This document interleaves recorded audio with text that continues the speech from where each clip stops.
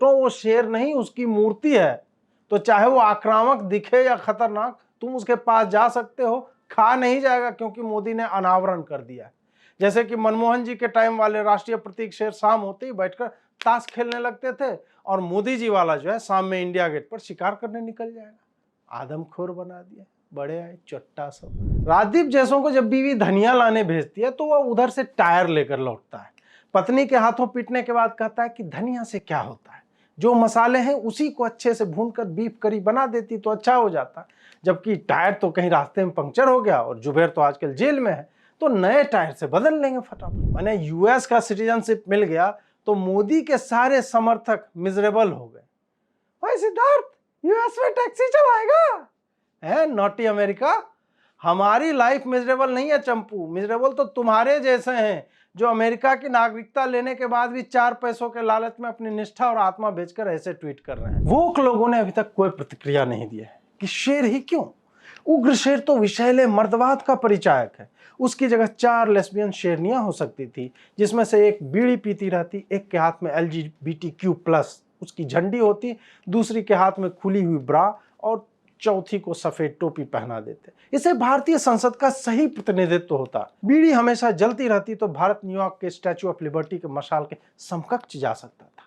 बीड़ी वामपंथ का प्रतीक है, ब्रा फेमिनिज्म का, टोपी अल्पसंख्यक का, झंडे का डंडा संघियों का, शेरनी मातृत्व का, और लेस्बियन तो क्या 4 बकरियों की मूर्ति और उसके बीच में अब्दुल खड़ा नहीं किया जा सकता था? आपने बकरियों को देखा है कभी? अरे आप क्या देखेंगे, विषैली, ब्राह्मणीय, शाकाहारी, अपर कास्टीय, फांसीवादी, आपातकालधारी, पुरुषवादी पितृसत्ता के प्रतिनिधि लोग। क्या आप एक भारतीय और हिंदू के रूप में लज्जित नहीं है पूजा पाठ का ऐसा ओछा प्रदर्शन देख? आहत हृदयों के लिए एक पंक्ति में संदेश देना चाहूंगा कि हे ब्रो, एडवीना की बाहों में निब्बा निब्बी खेलते भारत से कहीं अच्छा दांत दिखाकर शत्रुओं को फाड़ने की लालसा रखने वाला उग्र भारत है। कांग्रेस समेत पूरे वामपंथी गिरोह ने एक सुर में फांसीवादी मोदी द्वारा नवीन संसद भवन के ऊपर लगे राष्ट्रीय प्रतीक अशोक स्तंभ के अनावरण पर पूजा में बैठकर भाजपा की शाकाहारी, ब्राह्मणीय, विषैली पितृसत्ता के अश्लील प्रदर्शन पर चिंता प्रकट की है। वामपंथियों की पीड़ा के 2 प्रमुख कारण बताए जा रहे हैं। पहला तो यह है कि अशोक स्तंभ वाले शेरों के दांत दिख रहे हैं और वो आक्रामक लग रहा है। दूसरा यह कि मोदी जी ने बैठकर वहां पूजा पाठ करवा दिया, जो कि भारत के सेकुलरिज्म का प्रतिनिधित्व नहीं करता। शेर के अब दांत दिख रहे हैं तो इसमें क्या समस्या हो गई? क्या उसने ब्रश नहीं किया है, या उसकी दांत में आपका दुपट्टा फंस जाएगा, या शेरों को भारत में सुप्रीम कोर्ट ने दांत दिखाने से मना किया हुआ? विचित्र लोग हैं कि आक्रामक लग रहा है, खतरनाक हो गया है, आदमखोर लग रहा है। अरे चिरकुटों, वो शेर नहीं उसकी मूर्ति है, तो चाहे वो आक्रामक दिखे या खतरनाक, तुम उसके पास जा सकते हो, खा नहीं जाएगा क्योंकि मोदी ने अनावरण कर दिया है। जैसे कि मनमोहन जी के टाइम वाले राष्ट्रीय प्रतीक शेर शाम होते ही बैठकर ताश खेलने लगते थे, और मोदी जी वाला जो है शाम में इंडिया गेट पर शिकार करने निकल जाएगा। आदमखोर बना दिया, बड़े आए चट्टा सब। पूजा से समस्या हो गई कि मोदी फिर से लोटा में गंगा जल लिए बैठ गया है। सेकुलर देश में तो धर्म से सरकार अलग हो जाती है। एक मिनट, ये परिभाषा किसने गढ़ी है सेकुलरिज्म की कि धर्म से सत्ता अलग हो जाती है? सेकुलरिज्म का अर्थ भारत के भी संदर्भ में अगर ले ले तो यह होता है कि सत्ता सभी धर्मों का आदर करे, एक के प्रति पक्षपाती ना हो। यहां मुझे कोई यह बताए कि मोदी वहां 4 शेर की जगह 4 लाउड स्पीकर बांधकर नमाज पढ़ने लगता तो वो काम सेकुलर हो जाता? राष्ट्रपति भवन से लेकर हर मुख्यमंत्री आवास पर भिन्न भिन्न कालखंडों में इफ्तार पार्टियां जो होती रही थी, वो क्या सेकुलर सत्ताएं नहीं कर रही थी?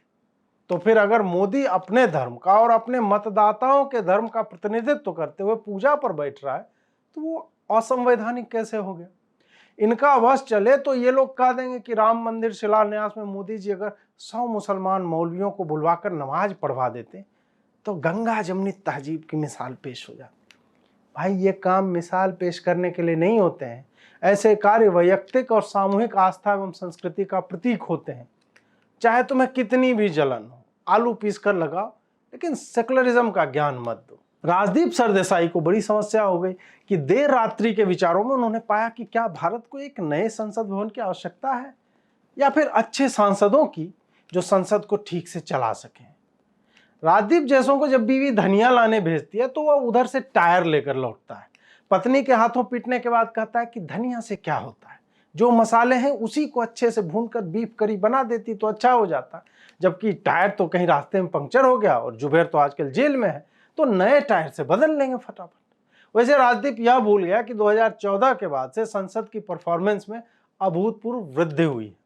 पर लेट नाइट म्यूजिक है, शाम से ही लिटिल लिटिल लेता हुआ आदमी रात होते होते यह भी कह सकता था कि नए शेर लगवाने की क्या आवश्यकता है, उसकी जगह सोलर पैनल लगवा देते तो लाइट भी आती और ब्लैक लाइव्स मैटर का भी प्रतिनिधित्व जो है काले सोलर पैनलों से हो जाता।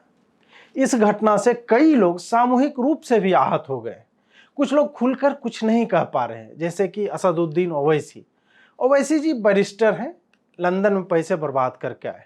उन्होंने ट्वीट के माध्यम से यह कहा कि ये जो मोदी जी उद्घाटन कर रहे हैं वो तो असंवैधानिक है, क्योंकि संविधान संसद, सरकार और न्यायपालिका की शक्तियों को पृथक करके रखे हुए। ओवैसी जी, आप लंदन में बैरिस्ट्री ही पढ़ रहे थे या विभूति नारायण के अंकल के साथ लंदन में टैक्सी चलाएगा ये करने वहां भाड़े पर फेक टैक्सी चला रहे थे? संविधान ने विधायिका, कार्यपालिका और न्यायपालिका की शक्तियों को पृथक किया है, न कि सरकार और संसद को, क्योंकि संसद सरकार और विपक्ष के कारण ही संसद कहलाती है। वो सरकार से गुथी हुई संस्था है। संसद सरकार से उतनी भी भिन्न नहीं है जितना आप अंग्रेजी में ट्वीट करके बना गए ताकि आप अपने अगले कुतर्क को रख सकें। उन्होंने आगे कहा कि लोकसभा के स्पीकर को नए संसद भवन के ऊपर इस प्रतीक का अनावरण करना चाहिए था, क्योंकि वो लोकसभा का प्रतिनिधित्व करते हैं। वैसे लंदन में टैक्सी चलाएगा? नया संसद बन रहा है, संसद में राज्यसभा भी है, तो इसमें खाली लोकसभा के स्पीकर कहां से आ गए? और हां, अगर ओम बिरला ने अनावरण किया होता तो यही ओवैसी और इसका पूरा गिरोह यह कहता कि इसके नाम में ओम है, इसलिए ये तो अल्पसंख्यकों को अलग करने की चेष्टा है, उन्हें चिढ़ाया जा रहा है ओम नाम से। आगे ओवैसी ने यह कहा कि प्रधानमंत्री कार्यालय ने सारे संवैधानिक मानदंडों को तोड़ा है। कौन से संवैधानिक मानदंड हैं जो बताते हैं कि नया संसद भवन बनेगा तो स्पीकर उसके हर अंग का अनावरण करेगा? अंग्रेजों की परंपराओं का निर्वहन करने वाली सरकारें और उनके ही द्वारा बनाए गए दास्ता के प्रतीकों में बैठकर सरकार चलाने वाले लोग किस संवैधानिक परंपरा का आह्वान कर रहे हैं? अगर तनिक भी लज्जा होती नेहरू या तत्कालीन सांसदों को, तो इस भवन को ध्वस्त करके टेंट में चलाते सरकार, जब तक कि स्वदेशी भवन का निर्माण नहीं हो जाता। ऐसे हर भवन दास्ता की उपासना के प्रतीक हैं। इसमें संवैधानिक परंपरा ढूंढने वाले एजेंडाबाज लोग। खैर, ओवैसी का दर्द संविधान, स्पीकर, लोकसभा या मोदी नहीं है। उसका दर्द वह है जो अमेरिकी नागरिक और दवायर का धूर्त मालिक सिद्धार्थ वरदराजन के ट्वीट में दिखता है, जो उसने ओवैसी के ट्वीट को कोट करके लिखा है। इस दर्द को कम किया जा सकता है, क्योंकि भांडवुड में एक प्रचलित कहावत है कि दर्द दिलों के कम हो जाते, मैं और तुम गर हम हो जाते। वरदराजन ने मैं और तुम यानी स्वयं को ओवैसी के साथ ट्वीट के माध्यम से जोड़कर हम बनने के बाद इस दर्द को, जो कि बैठता हूं तो दर्द उठता है, दर्द उठता है बैठ जाता हूं, ये कम करने का उपक्रम किया और कहा मोदी को अपने घर में पूजा करनी चाहिए, या खुले में करने की इच्छा है तो वह भारतीय राष्ट्र के आधिकारिक कार्यक्रमों में नहीं होनी चाहिए। वह तो ऐसे अपराध करने में माहिर है, लेकिन यह तो एकदम ही अनुचित है। सिद्धार्थ भाई, अगर आपको इतना ज्ञान होता तो आपका नाम गौतम होता। हम सब ने इस ट्वीट में यह भी देखा कि कैसे अमेरिकी धूर्त सिड ने खुले में नमाज को उचित ठहराते हुए यह कह दिया कि आधिकारिक कार्यक्रमों में खुले में प्रार्थना अनुचित है, ऐसे कर सकते हैं। संसद भवन मोदी का ही घर है, जहां उसे जनता ने उसी कार्य के लिए चुनकर भेजा है जो वो हर दिन कर रहा है। वो खुले में लाखों दीपक जलवाता है, कॉरिडोर बनवाता है, अनाधिकारिक कार्यक्रमों को भी आधिकारिक बना देता है। कल को सिडवा ये कह देगा कि मोदी को जो भी उद्घाटन आदि करना है वो 9 बजे से पहले और 5 बजे शाम के बाद करे। अबे वो पीएम है, तेरे लायर का स्टाफ नहीं कि जब तक पैसा आ रहा है एजेंडा बढ़ाए जा रहे हैं 9 to 5। वो 24 घंटे पीएम ही रहता है और पूरा भारत ही उसका घर है। उसको जहां इच्छा होगी वहां वो पूजा करेगा। आज देवघर में कर रहा है। सिडवा के हृदय की टीस यहीं पर नहीं रुकी। उसने फिर एक ट्वीट लिखा कि उन सारे लोगों से मुझे यह पूछना है कि अगर मोदी द्वारा हिंदू पूजा रीति से अनावरण करने की जगह अगर हामिद अंसारी राज्यसभा अध्यक्ष होने के कारण इस्लामी तरीके से यही काम करता तो क्या आपको स्वीकार्य होता? इसके बाद उसने यह भी लिखा कि अपने घटिया जीवन में एक बार सत्यनिष्ठ होकर इसका उत्तर दीजिए। मैंने यूएस का सिटीजनशिप मिल गया तो मोदी के सारे समर्थक मिजरेबल हो गए। भाई सिद्धार्थ, यूएस में टैक्सी चलाएगा है? नॉटी अमेरिका, हमारी लाइफ मिजरेबल नहीं है चंपू, मिजरेबल तो तुम्हारे जैसे हैं जो अमेरिका की नागरिकता लेने के बाद भी 4 पैसों के लालच में अपनी निष्ठा और आत्मा बेचकर ऐसे ट्वीट कर रहे हैं। और सुनना है तो सुन, हामिद अंसारी एक कथित देशद्रोही है जिसके बारे में पूर्व रॉ अधिकारियों से लेकर पाकिस्तान के जासूस भी ये कह रहे हैं कि उसने भारत का उपराष्ट्रपति होकर भी राष्ट्र की सुरक्षा के साथ खिलवाड़ किया। तुम्हारी धूर्तता स्पष्ट है कि तुमने मुसलमान में भी कलाम का नाम नहीं लिया क्योंकि वो तुम्हारे एजेंडे में फिट नहीं होते। अंसारी ने राज्यसभा टीवी में किस किस को नौकरी दी थी वो लिस्ट देख लेना कभी। और हाँ, अगर वो वहां नमाज भी पढ़ता तो भी हमें स्वीकार ही होता, क्योंकि हमने तो बस स्वीकारा ही तो है। जिस राष्ट्र को यह स्वीकार करवा दिया कि बलात्कारी और हत्यारे मुगल ही भारत में संस्कृति के उद्गम स्थल है, वही सरकार हमसे यह भी स्वीकार करवा लेती कि सेकुलर का मतलब यही है कि नमाज पढ़ दिया जाए। लेकिन तू बता सिद्धार्थ वरदराजन कि तेरी क्यों जल रही है? इफ्तार पार्टियों पर तो तेरी कभी नहीं जली, पूजा पाठ से तुम्हें इतनी समस्या क्यों है? नहीं सिद्ध, तेरी समस्या पूजा पाठ नहीं है, तेरी समस्या मोदी है।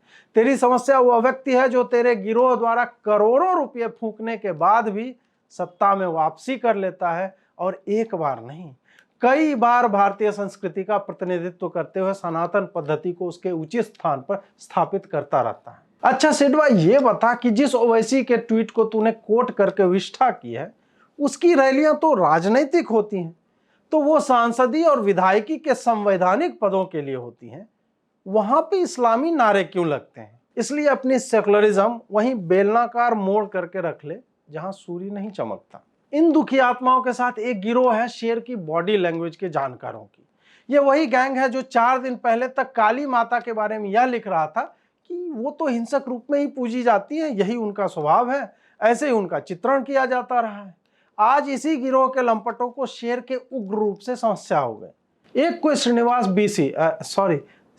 बीवी है जिसने यह ट्वीट शेयर किया है कि 1950 से अब तक देश में क्या बदला वह पुराने और नए अशोक स्तंभ को देखकर सामने। इसके बाद उन्होंने 2 बिंदुओं का प्रयोग किया है जो निरक्षर लोगों द्वारा अक्सर प्रयोग में लाया जाता है। ऐसे लोगों को लगता है कि पूर्ण विराम की जगह 2 बिंदुओं को प्रयोग से वो प्रबुद्ध माने जाएंगे, लेकिन जिन्हें भी भाषा का ज्ञान है वो ऐसे चंपुओं को वही समझते हैं जो ये है, मूढ़मती। तो बीसी भाई, 1950 से बहुत कुछ बदला है देश में और आगे भी बहुत कुछ बदलेगा। जैसे कि 1950 से 2014 तक राजनीति में विपक्ष के नेता नीतियों की तर्कसंगत आलोचना करते थे, परंतु अब यह बकलोली चल रही है कि मेरे बाप का शेर अच्छा था, उसकी 3-3 मूछें थी दोनों साइड में, वो राहुल बाबा कुत्ते के साथ घास चरता था, लेकिन ये जो तुम्हारा वाला शेर है वो तो क्रूर है, मुंह फाड़े हुए है और इसका दांत देखकर हमारी कुछ और ही फट गई है। दिलीप मंडल जी से नहीं रहा गया, उन्होंने तुरंत ही यह लिख डाला कि यह तो इतिहास की चोरी है, बौद्ध प्रतीकों का ब्राह्मणीकरण है, ये जो मोदी कर रहा है वो पूजा और पाखंड है, यहाँ बौद्ध भंते जी को बुलाना चाहिए था। यह आदमी ट्विटर पर थीसिस लिखता है और उसको पिन भी करके रखे हुए। जैसे कि मोदी विरोधी वामपंथियों के पास फांसीवाद, patriarchy, Brahminism, emergency, death of democracy आदि जैसे कुछ शब्द हैं, वैसे ही दिलीप मंडल के पास ब्राह्मण और बौद्ध है। जिस आदमी ने अपने पिता का नाम पहले नाम में लगाने के बाद उसे हटा दिया क्योंकि वह सी अक्षर से आरंभ होता था, वह बिल्कुल बौद्ध मत को सनातन से अलग करके ही देखेगा। दिलीप मंडल का विज्ञान कहता है कि पेड़ की शाखा ही पेड़ है, उसकी जड़ से उसका कोई संबंध नहीं। वोक लोगों ने अभी तक कोई प्रतिक्रिया नहीं दी है कि शेर ही क्यों? उग्र शेर तो विषैले मर्दवाद का परिचायक है। उसकी जगह 4 लेस्बियन शेरनियां हो सकती थी, जिसमें से एक बीड़ी पीती रहती, एक के हाथ में LGBTQ+ उसकी झंडी होती, दूसरी के हाथ में खुली हुई ब्रा और चौथी को सफेद टोपी पहना देते। इसे भारतीय संसद का सही प्रतिनिधित्व होता। बीड़ी हमेशा जलती रहती तो भारत न्यूयॉर्क के स्टैच्यू ऑफ लिबर्टी के मशाल के समकक्ष जा सकता था। बीड़ी वामपंथ का प्रतीक है, ब्रा फेमिनिज्म का, टोपी अल्पसंख्यक का, झंडे का डंडा संघियों का, शेरनी मातृत्व का और लेस्बियन तो माने एक प्रतीक से कितने लोगों का प्रतिनिधित्व हो सकता था। मैं तो कहता हूं कि शेर भूरा ही क्यों है, शेर काला क्यों नहीं है? क्या मोदी ग्रेनाइट पत्थर से शेर की मूर्ति नहीं बनवा सकता था? पूरी दुनिया ब्लैक लाइव्स मैटर कर रही है और यहां फिर से गोरे शेर बना दिए गए। दिलीप मंडल भी कहेंगे कि गोरे तो ब्राह्मण होते हैं, ये शेर ब्राह्मण है और इसने तो जनेऊ पहना हुआ है जिसे मोदी जी ने चालाकी से इनके बड़े बालों में छुपा दिया है। इतना सब देखने के बाद मेरा मन तो कह रहा है कि इन सब को शांत करने के लिए क्या मोदी जी, जो गांधी के ही अवतार माने जाते हैं, उनकी बकरी की कान से प्रतिमा नहीं बनवा सकते थे? शेर तो हिंसक होता है, उसकी दांतें दिख रही है, जीभ से लाट टपक रहा है, किसी दिन खून लग गया मुंह में तो क्या 4 बकरियों की मूर्ति और उसके बीच में अब्दुल खड़ा नहीं किया जा सकता था? आपने बकरियों को देखा है कभी? अरे आप क्या देखेंगे, विषैली, ब्राह्मणीय, शाकाहारी, अपर कास्टीय, फांसीवादी, आपातकालधारी, पुरुषवादी पितृसत्ता के प्रतिनिधि लोग। क्या आप एक भारतीय और हिंदू के रूप में लज्जित नहीं है पूजा पाठ का ऐसा ओछा प्रदर्शन देखकर? क्या संविधान निर्माताओं ने इसी दिन के लिए संविधान लिखा था? क्या सम्राट अशोक ने सोचा होगा कि उनके धर्म चक्र के साथ मोदी ऐसा बर्ताव करेगा? बताइए, शेर को उग्र बना दिया, जबकि शेर तो एक निहायत ही शांति प्रिय, गंभीर और स्थिर चित्त रहने वाला प्राणी। शेर को हिंसक दिखाने के पीछे क्या कारण हो सकता है? मोदी की टॉक्सिक मैस्कुलिनिटी। और क्या बहन, सबका जिम्मेदार वही है दीदी, ले बीड़ी पी। अंत में आहत हृदयों के लिए एक पंक्ति में संदेश देना चाहूंगा कि हे ब्रो, एडवीना की बाहों में निब्बा निब्बी खेलते भारत से कहीं अच्छा दांत दिखाकर शत्रुओं को फाड़ने की लालसा रखने वाला उग्र भारत है। आपको यह एपिसोड कैसा लगा अवश्य बताएं। आप पूछेंगे कि अचानक से इस चैनल पर क्यों, तो उसका कारण यह है कि YouTube ने कहा है कि साल भर से चैनल को बंद रखने से उसका मोनेटाइजेशन समाप्त करके बंद कर देगा। तो अब से प्रयास यह रहेगा कि यहाँ पर भी आपके लिए वीडियो लगाता रहूं। सब्सक्राइब कर लीजिए ताकि मिस ना करें, नए वीडियो मिलते रहे। नमस्कार।